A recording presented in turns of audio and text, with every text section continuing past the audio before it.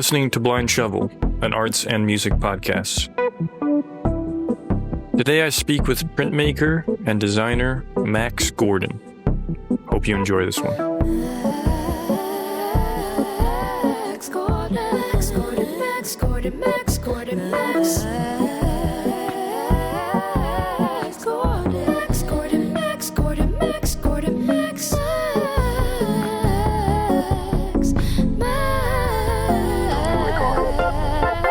Oh, you're driving.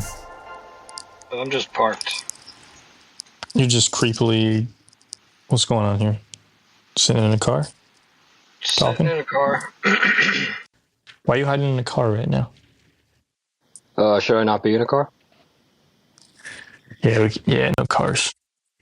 No, that's chill. What? That's chill. Oh, okay. I'm at my parents' house. They're watching the election and going nuts. I didn't realize you could go nuts to that. Well, my dad's saying stuff, and then my mom goes, "Will you stop?" And it's just That's all sick. night. And I'm like, "Oh my god, I gotta get the fuck out of here." Is that in Belmar? Yeah. Nice. Yeah, I remember throwing up on the beach over there during your party. All right, I forgot about that. Fried chicken, a lot of fried chicken. Yes, people still hit me up about where that spot is. That's a nice house. Thanks. And are you still in Philly? Yeah, I've been like bouncing around. So my studio's in Philly, but I left my apartment and I've kind of been like floating. So I'll kind of like take some long naps at the studio for a couple of days, or I'll go to my fiance's house in South Philly, or sometimes I pop down to my parents' house for a couple of days to get away. But I've been traveling a lot for shows, and I'm trying to save money for a house, so I didn't want to continue to live in an apartment and pay somebody's mortgage. Traveling a lot for shows in what sense? Are you selling posters at them? Yeah, just like artwork and like screen prints and T-shirts and all kinds of stuff. Doing art markets and whatever I can, honestly. So is that the financial nature of what you got set up art-wise, or you teach as well? No, it's just this for now. It's the artwork stuff. I'll do like some commission work. I really don't love doing it, but I'll do it. Like band stuff or what? Yeah, I'll do like posters for people, like illustrate and screen print posters. Mm-hmm. But then sometimes it's like a coffee shop will want like a little design on a shirt or for a stamp or something. Just really whatever anybody throws at me. But I'm kind of lucky where I got away from like saying yes to everything that comes my way. So I'm kind of picky and choosy. Yeah, it takes a long time to get there. Yeah, I shouldn't do that. But the stress of me hating a project is not worth the fucking whatever $300 I'm going to get for it. So. Well, what do you hate about these commission projects? I'm curious. What's a bad gig in your opinion? When a client has like no direction, which is cool because a lot of the times they're like, just do whatever you want to do. And usually that means the opposite in my experience. They say that and then you do something and they get very specific on the revision. Yeah, exactly. And they're like, this isn't what I was thinking at all. And it's like, yeah, no shit, because we're different people. Right. It's actually pretty miraculous to ever get someone to be like, oh yeah, that's what I was thinking. Yeah. I've definitely had those clients, and you can't even sniff them out. So, you just get lucky with them. But usually 9 times out of 10, it's somebody who's like, oh, I love your stuff, do whatever. And they're like, then they find something that you did like 10 years ago. And they're like, this is what I was thinking. And I'm like, well, that was 10 years ago. Yeah. I mean, there is some consistency, though. I'm looking at the work and I'm remembering it's many years ago, but I kind of remember a moment where you figured your thing out very specifically. I don't know if I remember exactly when. It was when... Let me try to remember this. This is tough. Okay. Yeah. Is it junior year? Is it like some kind of... Yeah, it was screen printing, awesome. Did you have an Awesome Dudes internship or something? And you did? I did, but this was after I kind of like found my college style, because Matt Curtius was like shout out. He said what'd he say? I came back from Christmas break and all I did was draw. I like smoked weed and drew at my parents' house and I just like chilled. And I came back and he was like, "What the hell did you do?" And I was like, "What do you mean?" He's like, "You took like art steroids." And I was like, "Yeah, I just tried." And he then told me that he was going to send me to painting. He was like, "I didn't know like what to do with you, so I was just going to like send you to painting."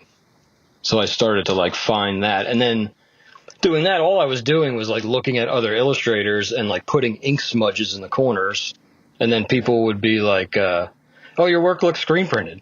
And actually, Rachel Lester said that. She said, "Your work looks screen printed," and I was like, "Oh, I don't even know what that is." And they were like, "Go to Awesome Dudes," and then that's how that whole thing started. Fascinating. Yeah, I'm trying to remember. There's like I can kind of see the image, and all the same markings are there, like the compositional way you approach a lot of this work I'm seeing right now. All the telltale signs of like a tighter composition, kind of zoomed in with like big shapes. I can't recall the exact thing you were working on, but I feel like it was a music poster for shit. I can't remember what band. I could also just be making these memories up. Was it for school or was it for? Yeah, it was for school, I think. I think we did one project where we did one poster like in the entirety of the class, and I did like hot water music. But then I did like the Slackers. I remember that one. But yeah, there was like a couple. That's like all I wanted to do once I figured out like, holy shit, you could do like music posters. But yeah, that during that time, that's when like my style kind of like flipped. I was just trying stupid stuff like watercolor and like acrylic paint, and all these teachers were like, "What are you doing?" And I'm like, "I don't know. I'm in art school. I thought this is what you do. Figure it out." But from there, I assume you haven't deviated much from the path, right? What do you mean? Like style-wise? Yeah. Yeah, I think what I was trying to do was simple, and I couldn't do it. It felt like everything I did for a long time felt like I didn't finish it. But it was like I was trying to do something. And I think, honestly, in the last like 2 or 3 years, I think I got way better at simple without making it look like lazy or like uneducated or whatever you would call it. But like, I think I really honed in on it. And looking back at my work in college, I actually just looked at this portfolio. I was cleaning out my studio and I found all this stuff. And I was like, holy shit, I'm still drawing like flowers in people's pockets and people with suits on. And like, the subject matter was like, it never left. And I was like, it kind of like recharged me a little bit, because I was like, oh, cool. Like, I'm like bringing stuff with me this whole time that I'm like trying to do over and over and over again. And I think it's like this weird compulsion, but it's like good for me. Yeah. Do you think you know why? You know, it's funny. Like, I feel like college, I don't know how to word this. Like, there's a good chunk of time where you're kind of avoiding yourself stylistically, and then because you're scared. Yeah, maybe of like who you actually are. Maybe you're just like a suburban New Jersey dude. Exactly. And then you're like, I'm supposed to be more than that, right? And then because when I look at your work, it's like, yeah, this makes sense. This is the person who's making it. And it's funny how long that can take. I mean, school is for experimenting, so it's logical, but you know, there's the billiards, there's weed references, there's probably pizza involved or something of that nature. All I'm saying is, back in the day, yeah, there was more pizza back then. Yeah, pizza and beer, and I stopped drinking, so the pizza is less and less, but definitely. So you still- stopped drinking, so oh, got you.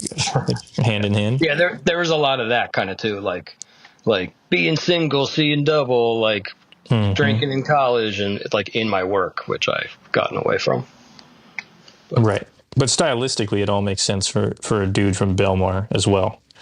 Yeah. And that's the weird part to me is like, I'm pretty ambivalent about art school in a lot of ways because not that I think the lesson here is like be yourself. I don't think that's really good advice. Doesn't really help someone, but it's more like you can't get away from yourself. You can't get away from your actual influences. And I mean, it's partially why I like illustration and drawing because it's a little more intimate than a lot of fine art practices where I think people can spend a lifetime basically hiding and doing like super conceptual, stupid shit. Yeah. There is a kind of simpleness to, in a good way, to your work. And I like that when I looked at it after like 10 years, I wasn't like, who's this guy? Right. Yeah. Thank you. Of course, I appreciate that. It's kind of like what I've been trying to do for such a long time, and it's cool to see people recognize it because I've like when I do the shows, like sometimes I'll do these shows flat stock. It's all gig posters. It's like some of the best gig poster guys and girls in the world, and they're like coming up to my booth and being like, "Dude, this stuff is sick," and I'm like, "You have like stuff that's super detailed," so I don't know. I kind of was geeking out because I was like, "Oh, okay, I think I'm onto something."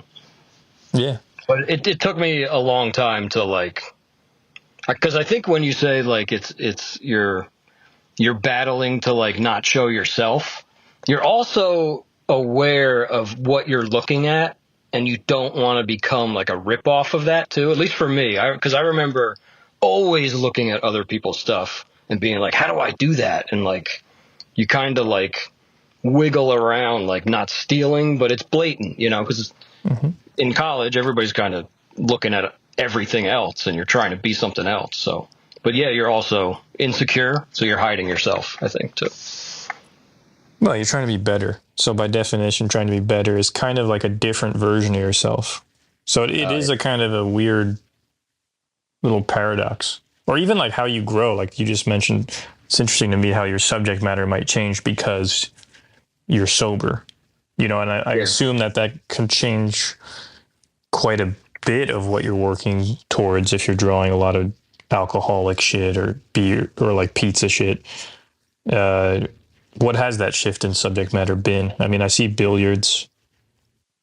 Well, I think, the weed's still there, super with the weed still. But, I think what happened was for years after college, I kept drawing and designing stuff as what I think what people are going to like. So I ended up being like this, like graphic art guy that was like putting t-shirt designs like on screen printed paper. And it was just kind of like, I don't know. It was like kind of goofy. So I said I was kind of struggling with it. So I was like, you know what? I'm just going to like word vomit and just doodle until like me comes out basically. And I was like, just draw the stuff that you're interested in. So like heavy into pool. That's how I met my fiance. I've been playing pool since I was a little kid. So a lot of that, and I think just drawing and trying to figure out why I'm drawing it afterwards helped me so much because in school you're always like, everyone's like, come up with a concept and then do the thing. And it's like, I don't want to do that. I never thought like that. I was like jealous of like all you guys were like so good at that. And I was like, damn, I'm so dumb. But no, I think there's a true bias in art school that is like, I think everyone has, how do you word this? Like a different hierarchy of how they process information. So some people process things with their dick first, some people with their head, some with their gut, some with their heart, etc. And I think everyone has a different combination of that. But I think art school is very leans towards the head, and it makes for pretty bad art often. It also makes for kids who overthink shit when they're drawing and they freeze up. So it makes sense to me that, you know, art is a visual thing at the end of the day. No, like, so honestly, it has to enter through the eye in an effective manner. It may be intellectually stimulating after, but it's kind of overrated in my opinion. Yeah. But I get why you would feel that in that setting, because it's kind of just how you're being judged. It's a continuation of normal school in that sense. Yeah, and your style isn't there, so you're not like super confident like with doing whatever. So I was just always thinking about this concept thing. It was always like drilled in our heads, it felt like, and I was just it wasn't fun. And I think just like spewing stuff in a sketchbook is just like so good for you, and it's fun, and it's gets the pressure away from everything. Now if like anybody said like draw this whatever, cool, no problem, I'll do it in front of people. I'm like constantly in my sketchbook for that reason, and you just gotta like keep that going. I wish somebody told me the importance of, I mean, I guess it was told to us that like you gotta do that sort of thing, but I think to be fair, yeah, I think especially Curtius was good at that. He really understood the value of the sketchbook and how people tightened up when they got out of it. yeah. And that's a super interesting, I don't know what that's a metaphor for, but there's definitely artists and illustrators who are really interesting in their sketchbook. And then when they are asked to perform effectively on stage, which is what illustration kind of is, they just freeze up. Mm-hmm. And I think it takes a good, 3 to 5 years to get through that. I think on average, probably for illustrators. Yeah. At least for me, I know it was like, you overthink what people want, what the art director wants. You're getting paid, so you're like, there's that level of pressure where you're like, am I supposed to be compromising I'm working for someone, So yeah, illustration is actually kind of complicated, but also very simple, Like I think what you do is more just art. Yeah. Because especially if you don't like being commissioned and you're doing music posters, I feel like, it really is more like in the fine art realm to me.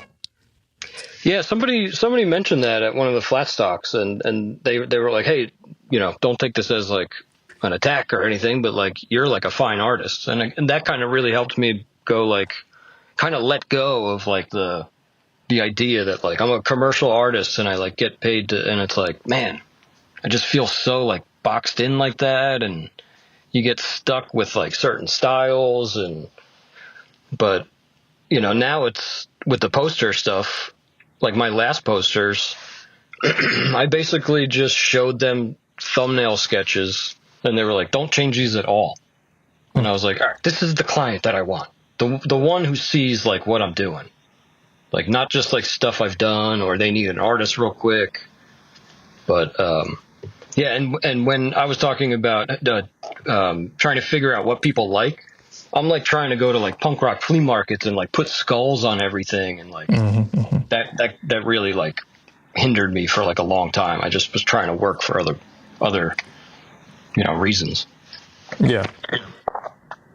No, I mean, I guess it's a form of desperation, Yeah. I always imagine it as like if you were trying to effectively pick up someone on a bar or something and you pretended to be someone you weren't. That's only going to work for so long. Yeah. They're going to find you out, Yeah, you're not going to be able to hold that up. No. Same thing is true with like style, I feel like it needs to come from an authentic place, and that's where it gets weird when you enter art school, like I was saying before, and there's kind of this expectation of highbrow influence often. Mm-hmm. And when you're just a suburban dude from New Jersey, I don't know. There's limitations to that. It's not a bad thing. Yeah, and I think those limitations kind of help you also kind of say like, well, fuck it, I don't give a shit. I'm going to this flat stock thing. I'm telling you, I was shitting my pants, but it's kind of like it really helped me kind of within the last couple of years, like a lot, is to just like put yourself out there, and if you're a little different, and that really helps, and just being that like I'm not supposed to be here. Like I'm from Belmar, like I should be cutting lawns or fucking, whatever, just being around here. And Well, what should someone from Belmar be doing? I don't know much about Belmar. Or what do you think you were going to be doing when you were young? I knew it was going to be like art. I just had no real influence of like what I could do, like what's a possibility. So I always knew, but I think I kind of was like, well, I draw, so it's like something's going to happen. And So you were drawing from a young age? yeah, ever since I was little. And then it was like, well, I'm going to go to New York City, and that's like what you do, like in Belmar, or like in this area. Did you ever do that? Is New York? No. No. Thank God. I had friends that were there, and I was like, this is where you live, and you pay what? Yeah. And I was in Philly paying like $200 for, a normal thing. But so you've been in Philly for like over a decade. yeah. I mean, when did we graduate? We graduated in 13 years ago. That's insane. Wow. Is that right? I got that right? I think so. Yeah. So you basically, from my recollection, you interned. I don't know. Does Awesome Dude still exist? Kind of, yeah. As a print shop. Yeah, they do. And so that obviously just made you better at screen printing. I see you have like a setup in your studio, right? Yeah, it was definitely a good introduction. Ralph at Awesome Dudes, he was doing posters when I got an internship, and I was just like staying late and like bugging him and asking him questions and figuring that out. So he definitely like got me into the screen printing aspect of everything, and then I kept doing that, like the screen printing on the side As a job. Yeah. Because I was getting like freelance clients doing posters, and also since you can screen print, people, want their stuff printed. So I was doing a lot of like commercial printing for a long time. Even when I wasn't working at Awesome Dudes, I was like working at bars, and I had a studio with Ralph. So I was getting jobs through him, and then my little stuff on the side. And so, yeah, it was always, it just seemed like a really like nice thing to know how to do, because I knew I wanted to sell art, and I felt like, I don't paint, and I just thought like I can't be a painter and all this. So I was like, man, I could just make screen prints, and I love it still, but I was doing too much commercial printing for a long time. Yeah, I've been told doing commercial printing can really kill one's love of screen printing. Well, they were right. It was too much. But I was doing T-shirts too, because the money was good, and I was like, well, I'm not like surviving off of art and gig posters, so I got to do something else. So that took over for like a long time. So was the trajectory that simple? Like basically, I mean, in some ways, we're kind of endorsing going to school, because I feel like, well, at least our school doesn't exist anymore, and thank God for that. Yeah. It had it coming, is my perspective on that. I absolutely, I'm right there with you. But you had like a real internship that actually helped, and you found your style, and you had a good teacher who was like, go in this direction. Yeah. Well, also, I had 2 internships. What was the other one? Quaker City Mercantile. I was a graphic designer for like 3 years. I did like graphic design and art direction. When you say graphic design, what do you mean specifically? What are we talking? Like, not just like layout, right? No, I was doing like social media posts. We were doing work for Sailor Jerry, nice. Narragansett, Guinness. They had a brand in Tamworth, New Hampshire. So we were doing like labels for whiskey and all kinds of booze. And but since I could draw, I was kind of utilized as like an artist, illustrator / designer.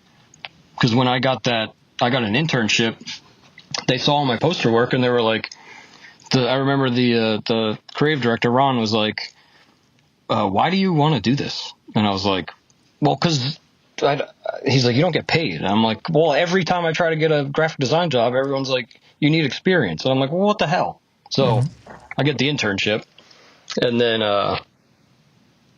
they were like asking me, "Can you do this? Can you do that?"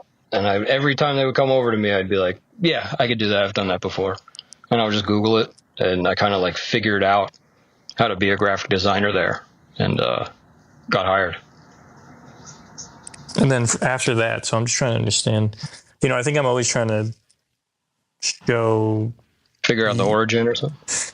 Yeah, just like I think, and I think in some ways this was good, but at least when I was young, I had no examples to look at directly.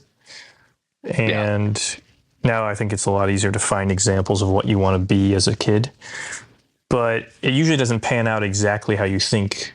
In this instance, I feel like your trajectory is pretty like steady, at least from the outside perspective, Like you kind of found the style in college. You got 2 internships that kind of fed into where you ended up, I think. And, you had to do some printmaking commercially. Now it sounds like you don't fuck with that. You're free of that. Yeah. And you've basically transitioned to just steady. I wouldn't even call it. I mean, it's more like the gig posters, right? And merch and whatnot. I don't really get too many of those jobs. Those are like very few and far between. But so, are you making gig posters and then selling them like independent of the like official show poster in some ways? No. I usually who will hit me up is like not R5. What's the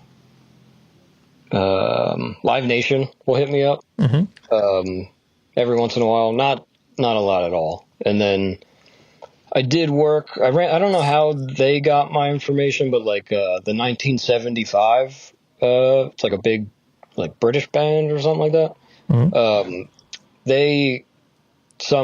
Their management saw my work, and I did posters for them, and that led into the Bleachers. That's like I guess a band like around the Asbury area.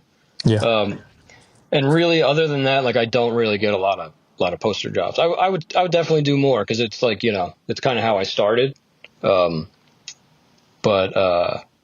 just don't really get hit up for a lot of stuff. I don't do like any advertise. That's the other thing. I don't do like any advertising except for like Instagram.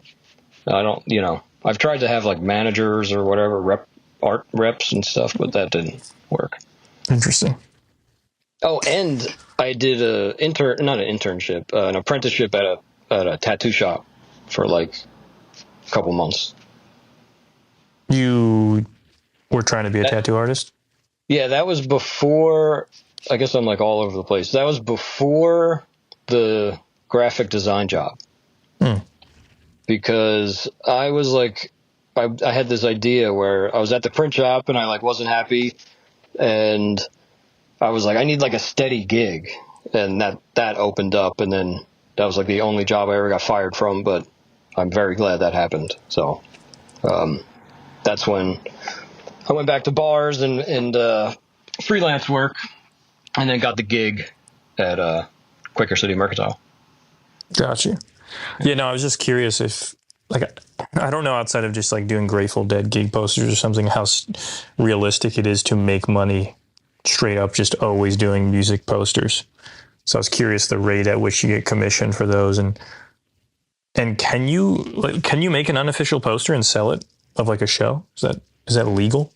It's not legal, but if you got some balls, like I did it for Gaslight Anthem one year, and they like Stone Pony wouldn't like answer my emails or something, and I was like, I'm just gonna make a poster and sell it outside. Did that work? I mean, I think I made like $100, sold like a couple posters, but I was like, this is the most awkward thing I've ever done in my life, so I don't want to do that anymore. But it's kind of cool though. Yeah, it felt, it was a cool design. I think it was a good one. Like, I think they would have liked it if they saw it, but, and then I think somebody told me one of those guys saw it and had it or something. I don't know, because I guess they're like kind of local. Gotcha. Yeah. So what's happened to Philly? I haven't been back in a long time, but as a old grizzled man, what have you seen happen in the last 13 years? The same shit. I'm so to myself. I don't like go to anything. I just stay in my studio usually.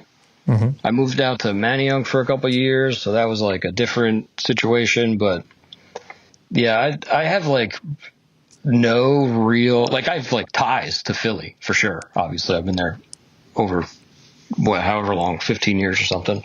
But yeah, I don't know. I don't really pay attention to Philly that much. It seems weird because I live there sort of, but No, I get it, man. yeah, like when people would like introduce me or like write something about me or something like Philadelphia artist, Matt, and I'm like, nah, I don't like that. Just say like American That's or something. cool. Yeah. And then nothing against Philly. It's just, I feel like maybe that Jersey boy in me just won't let any other city in or whatever, or any other place in. But Are you trying to live in Belmar at this point in your life? You trying to return? Man, I wish I made that much money. No, I don't know. Is Belmar super expensive? Yeah, it's like the whole Monmouth County area is like wildly expensive. Like even in the areas when I was a kid, I'm like, man, who would want to live all the way out there? Now I'm like, me, almost 40-year-old me wants to live out there. But me and my fiance are looking around like the South Jersey area just because it's a little more open. We want like a studio I can work in and some land and stuff. So we're on the hunt for that. But you were saying about the gig posters, like the guys during Flatstock, they get posters like all different kinds of ways. I think there's like licensing people can do. And then I guess they work a lot with like management and like certain bands and stuff, but it blows my mind because I'm like, maybe I didn't know what I was doing with the gig posters, but those dudes are like doing gig posters. A lot of them do like commercial screen printing too, but those guys are like cranking out so many posters. But they also, I think some of their deals are they do a poster, they get a fee, and you get like a bunch of extra like APs that you can go around and sell as your own, as like, as payment for what you did. Interesting. Which seems like very difficult. Right. But those guys do it.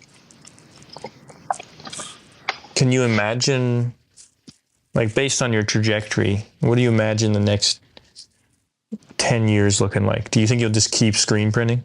I mean, you've been doing it a long time. Seems like it's one of your loves. Yeah, definitely. I think I'll always have like a little setup every, for like my artwork stuff. But really what I've been I guess organically growing this like brand that I've been kind of working on for the past couple of years. And, I also am doing, the Livin Good Ball Club stuff. So that's like a separate like billiard, apparel and art. So I kind of just want to make Livin Good something where I can have different avenues of like creative, I don't know, like I don't want to like dumb it down, but like I just want to have fun, and I just want to like make stuff and not get bored, but also like make some money and, just, I don't know. It's kind of weird because I don't ever have like a solid plan. Like everything that's happened has kind of like just happened because of like mistakes and different lucky things that happen. But I definitely just want to keep doing what I'm doing now, but like really grow it and just keep going, just do exactly what I'm doing now, I think. So you mentioned 2 brands. Are those both yours? Yeah. What's the distinction? Like one's Livin Good, right? Yeah. And the other is Livin Good Ball Club. It's like an offshoot of it. Oh, the billiards division. Right. Yeah. Because my brother actually saw that I was doing Livin Good and like all this artwork and T-shirts and just like random stuff. Because it helps when you're doing that like graphic art stuff, but like trying to do artwork as well. It's nice for me to have like parameters of like, I can think of this like as a brand, like stylistically, like everything color wise, and just, it's fun doing it that way. It's just with the, I don't know. I lost my train of thought. What was I saying? What did you ask me? I was just talking about the nature of living good, like Oh, right. the contours of the brand. You know, you got the billiards division Yeah. and what you're trying to do with it, because like you are the brand, right? Effectively. Yeah. Yeah. So I can understand in some sense that you're probably trying to build out little compartments that allow you to, like you said, not get bored. Yeah. And it sounds counterintuitive that you would make separate compartments to do that, but I completely relate to that. You kind of have to. The world isn't like, how do I word this? The world isn't trying to see you as an entire person. You know, brands are like little slivers of some part of someone that's acceptable and viable, I think. Right. But the more the more you can articulate it out, I feel like that strategy actually works long term, where it's like having 3 long-term projects you can kind of pop in and out of. Yeah, you're like kind of like letting the roots grow like on their own, and you pop in and you pop out, and it's same with my sketchbook and my iPad and like everything I do now. It's like, or if I got like a painting going, I'm like just little dabs of each so I don't get bored, and distracting yourself from things that you know you have to do with stuff that like is productive is really good for me, at least, because you can like, I always felt like the more distracted you are with the stuff that you need to do, like you, for some reason you let out this little valve, and you could get like super creative, like dodging other stuff that you need to do. It's like another little avenue that I found. So I like to do it, but also stay productive, not like play a video game or like, Yeah, it's like productive procrastination. Yeah, exactly. Yeah, I get that. It's the, I mean, again, some people are really good at just, they know the prompt, they do the prompt. Right. But it sounds like for you, a certain oblique strategy of like, or at least like winding strategy, where it's not just about executing the thing that you're being asked to do is preferred. Yeah. Well, again, which skews more towards like an art practice, I would say, than a commercial artist. Yeah. And now that I'm like thinking about it like that way, I'm like, when you said spiral, it was kind of like, you're kind of like working on little details so much, and then it's good to just like kind of step back from it, and you're like, oh shit, I actually did a lot.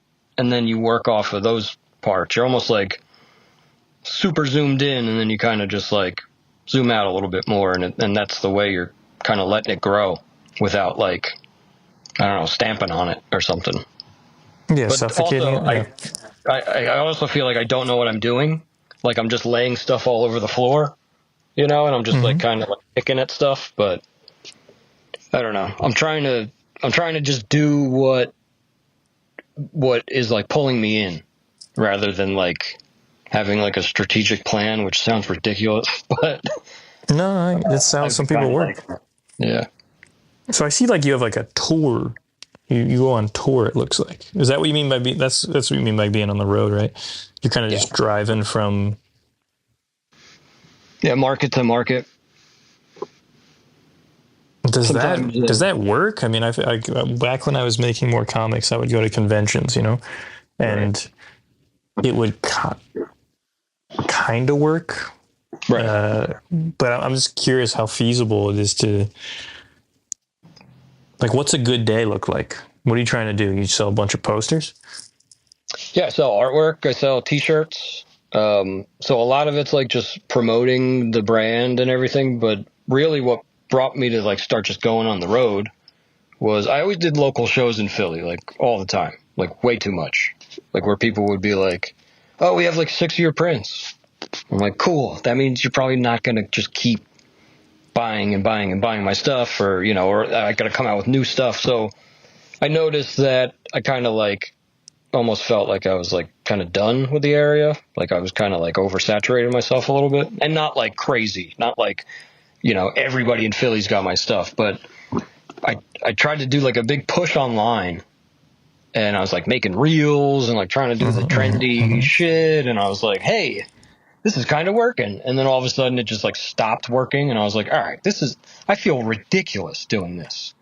I don't want to videotape myself and like do all this stuff. So that's when I decided to just go on the road and try to show people my stuff. Really, it wasn't like I had a plan. It was just like I just want people to see my stuff, like because Instagram, you're getting what you're getting the shit that you're doing on Instagram, and it's like it doesn't feel like enough, and you're like I questioned myself. I was like, am I good? Like, am I not? Should I stop doing this? Like, why? Like, I don't have a big following, and I couldn't sell a lot of stuff online all the time, so I was like, I'm putting this shit in people's faces, and it worked. So That's smart. I mean, social media is, I don't know how to word it. It's not holistic. Like the energy is kind of like a dead end. Whereas actual human interaction, even, I show like obscure movies and I could have like no one show up to 2 in a row, but then if the third one human shows up and they're excited and they light up, that's enough to keep me going another month or 2. But dude, you know what I'm saying? I have been on. Sorry to interrupt you, but That's I have fine. been like almost in tears with some of the comments. Like I've been in hotel rooms, like, oh my god, like holy shit, and you see people's faces like change when they walk in your booth, and they see like I'm doing these characters now, and it like affects people, and people walk up and they're like, I don't know. I've heard so many people say, I don't know why I love this. And I love that. I love that you don't know. And I love that you're just using your imagination and you're like relating to it. And you see these characters and you're like, that's like me. Or like, that's like my dad. And it's like, whoa. It's like fucking me up. It's like so cool. Yeah, it's a very different. Too. Yeah, it's very interesting. I mean, it's very obvious too, right? Like before, I mean, even in art school, man, like I can't imagine how different it is now, but I don't know if any of us had social media. No, we weren't even thinking about it. Tumblr was great. Tumblr gave me everything I have, honestly. But then when it transitioned to Instagram, I was like, I can't do it. Like I just lazily like repopulated an Instagram, and my Tumblr's just like a graveyard of my past. I mean, my favorite thing about it is you have this crazy time stamp of everything you drew. That's my favorite part of caring about Tumblr or any of this stuff is there's no other way I would know, like, oh, I made that drawing in 2012 in June. That's really satisfying. But I see you. I mean, you're making the videos. It looks like you're doing more than the bare minimum on the Instagram. See, that's what people say, but like you feel like you're doing it. The way I'm doing it, I'm like, all right, this phone's going in this roll of tape, and I'm going one fucking shot, and that's it. But I used to try to do like the angles and all the crazy shit. So I'm trying to do like bare minimum because I know it's like important, and part of me thinks of it as like making a skate video like back in the day. Like that shit was fun to me. I loved like shittily editing videos and that, but like it's something that I since it's attached to Instagram, I just hate it. It's like not fun. Yeah. I mean, it's part of the job, but it's not even a good part. And so it's cool to see that you're taking a very different approach. I mean, it looks like you're driving around quite a bit here. Texas, Illinois, Nevada. Yeah. You driving in like a cool van or just like a shitty car? It's a Ford Transit Connect. So it's like a little cargo van. I'm not living in it, which that would be cool. Like on the road, that would save me like a bunch of money. But I like getting in a tub at the Motel 6. Something about it. They got tubs over there? Hell yeah. You got to upgrade to the room. Yeah, you seem like a bath guy. Oh, I'm such a bath guy. It's crazy. I'm like, I'll go to the Motel 6 and be like, where's Whole Foods? And I'll find some bath salt and bath bombs and shit. Epsom salt? Hell yeah. Yeah, that's crazy. You put too much in there, it's a very weird feeling.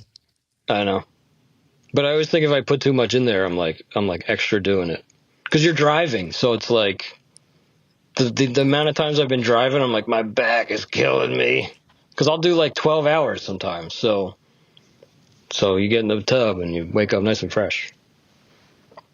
Yeah, it's pretty gnarly. I mean, when did you start doing this kind of tour method? So my mom needed a car, so she took my Jeep, and I was like, all right, cool. Now I can finally get like something I can put a bunch of shit in to do shows. So I get a van. I guess it was like almost 3 years ago. Almost. And then I was like, all right, I have this idea that I want to go drive. Because I gave up the commercial screen printing stuff.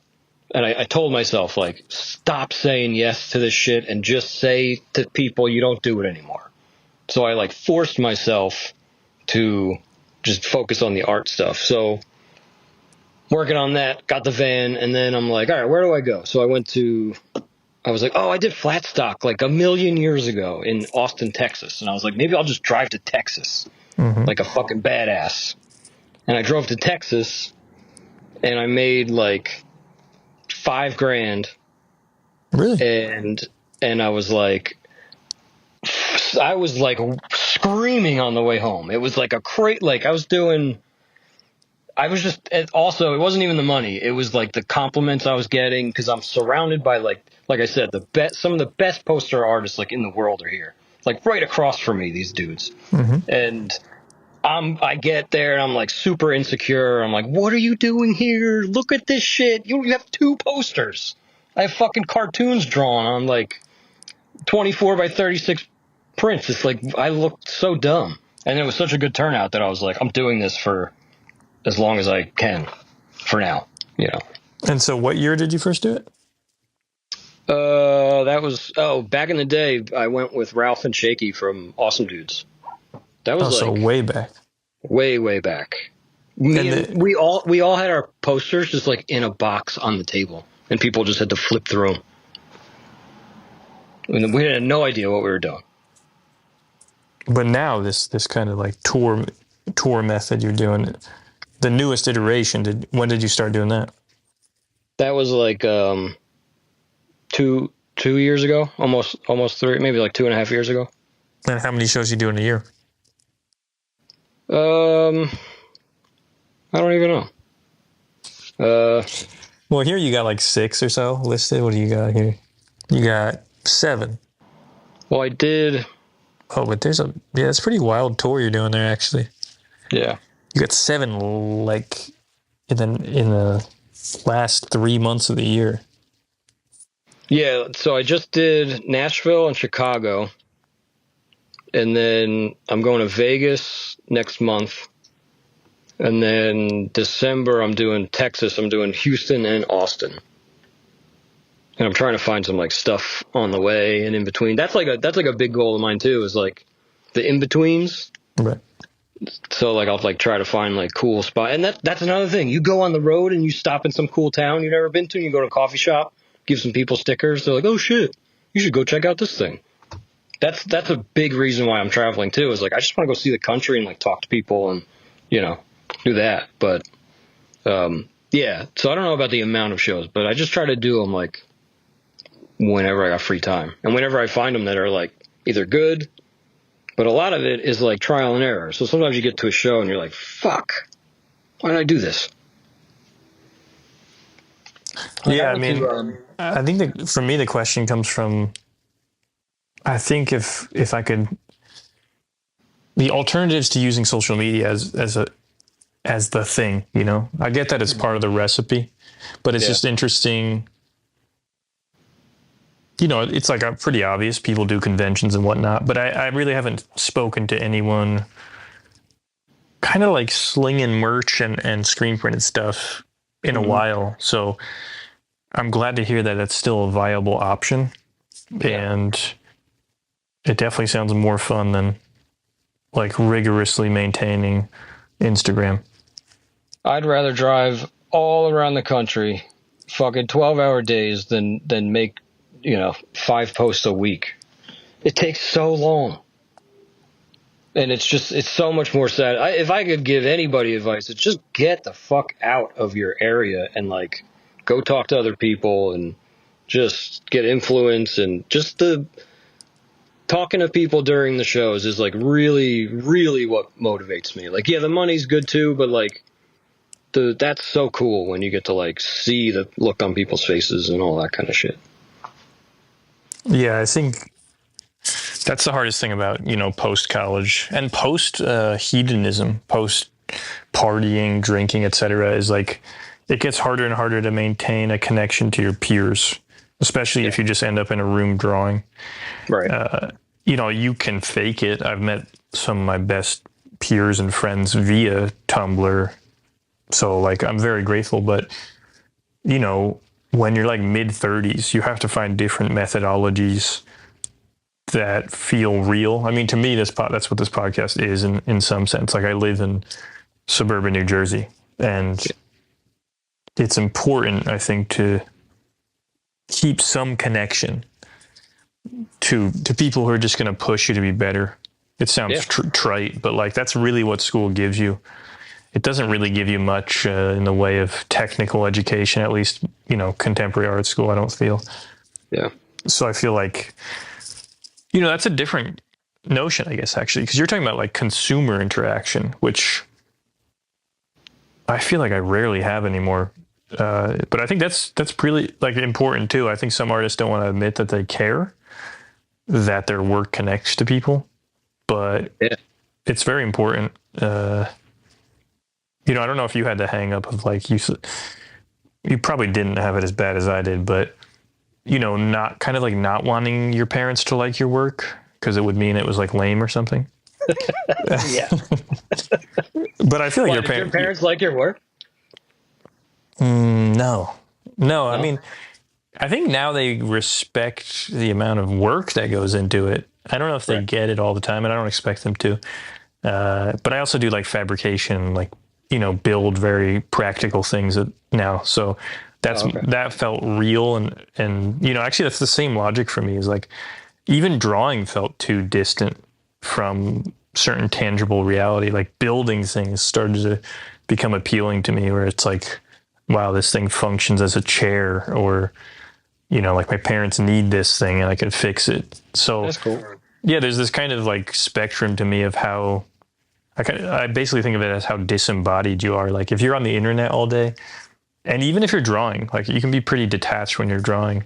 I think these things that ground you back to your humanity, like as simple as someone like, I don't, like you said, it's not about the money. It's not even about the compliments per se. It's just like a recognition that this work is actually in this reality outside of your head, and it does something to people.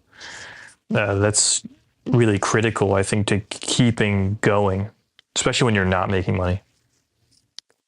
Yeah. Yeah, one thing I miss about school is listening to you talk about stuff. I forgot that, but I say all the time. I appreciate that. I say all the time that's the one thing that school gave me that I miss the most, is the interaction with everybody. And I looked at it as like competition, but like friendly. Like I'm going in there and I'm fucking Mike shit up next week because he got that good critique. I'm going in there. But then we would go play wall ball like afterwards. I'm not like I'm not like mad. Yeah, it's just athletics to me. It's all sports. And again, that's hard, like how do you keep that same energy through your whole life? I think in some ways you start to become more self-sufficient, and you don't need as much external motivation, like kind of even that spite drive you're talking about, where it's like, fuck this, I'm going to, fuck this shit up. I think in some ways artists mature past that, I would hope, in like their 30s, and they're kind of more, although I miss that energy a bit more, maybe I should pick out some people. Dude, I was just about to say, you should find some, because I still got a couple. You do? Still got a couple that I'm like, fuck you, look what I'm doing. Oh, you know. nice. But it's just I kind of always keep that with me. It's like the angsty teen, you know. It's just I think. I would love to know who those are, but we won't put that out there. Yeah, we won't have to. They know who they are. Is it chosen? Actually, I think I know. I could guess. We'll do it afterwards. But All right, cool. is it out of like they're so good you want to keep up, or some other? Because like that's healthy, I think. Although I've given up, like honestly, you get old enough, you're like I look at certain artists like Miyazaki or Mobius or people I revere who are dead, and I'm like, those people put me in my place in a very healthy way. Where like, I'm just never going to be that. And when I was 20, I had the delusion that like, and maybe there's pros and cons to it, but like that I could be whatever, that I could reach certain heights that I don't even want to reach them. Like I think I value too many other things in life to reach the levels like true masters reached, artistically speaking. You got to come to terms with that, where you're like, I actually want to be like something of a human. And some people are just like, I don't need any of that. I'm just going to be completely dedicated to the art. Yeah. You can't fake that either, you know? Like, can't fake that. I've thought about like when they say like Crumb or Robert Crumb, like in the '60s, he did a bunch of acid and it like changed his work. I was like, you know how many years I fought that? Where I'm like, just get a bunch of just try it. What could go wrong? I'm like, no, I'm not gonna do that. But I think when you're talking about like old like masters that you like, I don't know if I've ever had that like I'll never get to that level. I kind of always thought of like I could do that, let me try that sort of thing. I don't think I ever thought that I could even be them. It was more of like I think I could do that too sort of a thing, like the same way you would like see a trick done in like a skate magazine and you're like, all right, somebody did that, so I could do something like that. It was more. That's of a like healthier approach, I think. Yeah. I forgot you did skate. I mean, I assume you don't skate anymore, right? No, I do. Really? Yeah. Like transportation wise? More exercise wise. Like it's good for like the mental, but also, you know, it's pretty good for not keeping me fat. So I skate. Nice. Yeah, but just low and slow, like curbs and flat ground tricks. But I think the jumping and the hip mobility, I think that's important for your longevity. So I'm just going to keep doing it until I can't. And I attribute it with like it's something that'll never go away. Like I attribute it like with who I am as a person. So that's like never going anywhere. Right. I think thematically there's a steadiness to everything you're doing. Yeah. Yeah. But you know, then the question becomes, how do you like what do you consider growing, you know? Like interestingly enough, I think you were talking about earlier how to be convincingly simple. You know, I think for some people growing is getting better technically. Right. Although, I mean, I think that is getting better technically, but not in the way most people would think, you know? Mm-hmm. So do you know when you're hitting the mark? I mean, I always thought that was an interesting thing is like outside of people complimenting you or buying stuff, it is an interesting feeling when I think especially in transitory periods, how do I word this? Like people think you're one thing, right? And then you start trying to do a different method. And oftentimes it doesn't hit like on Instagram or whatever. Right. And so that question of growth within yourself without like these other metrics, I think is always interesting to me. Because it also implies like where are you going, you know, like what do you want to get better at? Because there's the fundamental stuff you're interested in and the style, etc. But then there's also the thing that you want to be challenged to do better. Yeah. So does something come to mind? Like, I mean, even technically, are you just very good at printing? Like, is that all sorted out at this point? No, No, I think Really? the printing is like, I play with like off registration like for two ways. I love the way it looks, and also like I'm not technical at all when it comes to printing.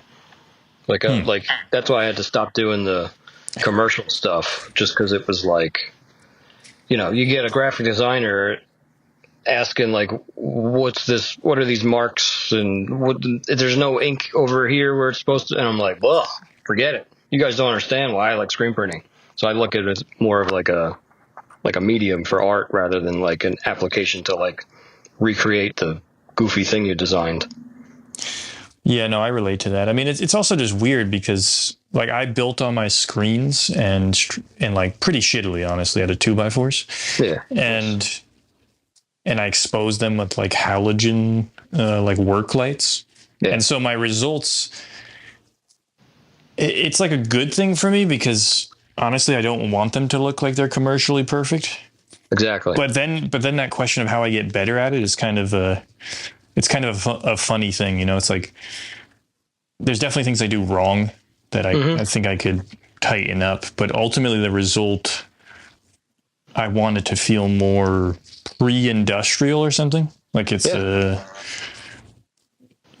yeah. I mean, I think that's also something that when you're first learning printing is exciting because you're fucking up like all the time. All the time. I still fuck up all the time. But do you sell them as like, are you fine with the editions not being, how print makers are all anal about, like they're really trying to get that shit right. Oh yeah. No. I like if there's like some ink missing, there's like certain things. Like I don't like a fingerprint or shit like that, but like off registration or the color's like a little different in this one, or I was running out of this orange, so I threw some red in it. It's got this weird streak. It's like I'm like, I want to charge more for that shit, because that's like what you see the artist's hand in that. That's like important to me. So I don't want anything to be perfect. I want the printing of T-shirts to be good, and I want it to last, and I don't want it to look amateur. But when it comes to paper and like artwork stuff, like it could be a little wonky. Like I like that. Yeah, no, I completely understand.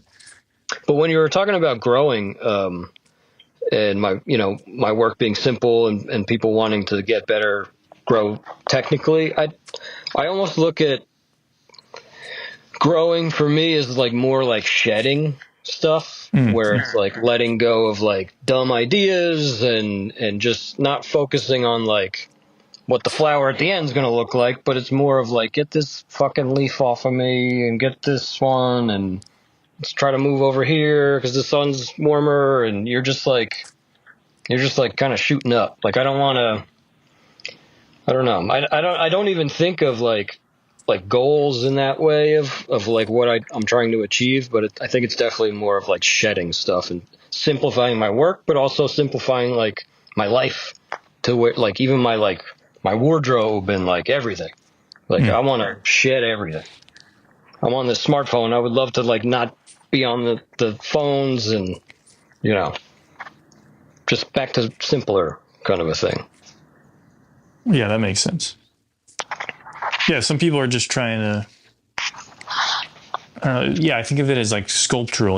There's subtractive sculptural and there's additive. Yeah. For me, I'll be like, I'll like set up weird challenges. Like, I'm just finishing up a book that's all landscape portrait or landscape orientation. Because Tumblr made me so used to. I feel like Tumblr was pretty good for vertical stuff, and then Instagram was very square. Yeah. And I was like, there is really no. I mean, Flickr was kind of horizontal because it was photo based. But yeah, I'm more of the mind. Like I'll set like a goal in that sense, but I'm also a little more. Like I'll try to be like, what am I doing in 5 years? You're all beached out. Yeah. I quit the drinking, but I kept the weed, and I was like, fuck it. All right, so what do you got coming up? I mean, so you got the tour. You won't take commissions. You just refuse to do them. I will, everybody. I will. It's just got to be awesome and fun and really easy, and you have to be super cool and pay me a lot of money. No. Okay. Fair enough. No, I'll do anything fun, and if I have time, that's the other thing. I'm so all over the place with like what I'm doing. It's hard for me to like, okay, sit down at this coffee shop and draw for the client that you haven't thought about. So, Right. but So people can buy your merch, maybe hire you, yeah. and they can see you on tour. What else Yep. you got going on? You got Living Good. I got Living Good. I got Living Good Ball Club. I also do like a lot of like local stuff. So I have stuff in a record store in Belmar. It's called Lo-Fi Delics. It's a little like art gallery, and then I have like Belmar related T-shirts and all that kind of goofy stuff. But as far as like plans for what I'm going to be doing after the holidays, all these holiday shows, I'm going to get Ball Club like apparel ready because I do like a big Super Billiards Expo, it's called, in April. So I'm going to like come in with some heat for that. Nice. I'm going to try to come up with Can you do some custom billiards or something? So I'm trying to do like I kind of like set myself up in this pool world, and I made some like cool connections, and you know how everybody's always telling you got to find like a niche. I like accidentally fell into this niche, so I kind of like really stand out at these shows because people are used to like a flaming 8-ball and like dick and balls joke on a t-shirt sort of thing. So I'm like, you know, doing something way different. So I kind of stand out, and yeah. No, that makes sense. There's probably not a ton of illustrators out there in the billiard scene. No, there's not. And it's cool because I think I'm like kind of onto something. So I'm like, and pool's like really important to me. So it's not like this goofy, like made up, like I'm trying to fit in this world. All right, so maybe people can find you at a billiards hall Yeah. and just give you money. Just give it away. So I'll do like live screen printing T-shirts at those events. No. People lose their minds. People are like, what the fuck is this? Like, it's a T-shirt. They don't know. It's just 99% of people have never seen a T-shirt get made. So It's true. like, It's true. They wear them, but they got no fucking clue how it's They made. have no idea. And then it's cool because then you get like old pool dudes kind of walk up to you and be like, I used to run the biggest shop in the Northeast. I'm like, oh shit, cool. I'm retired now. Right on. Well, have a good night. Cool. Good talking to you. You too. Peace, man. Peace. Music by Dory Bavarsky and Mingja Chen. Have a great week. Max, Gordon, Max, Gordon, Max, Gordon, Max, Gordon, Max.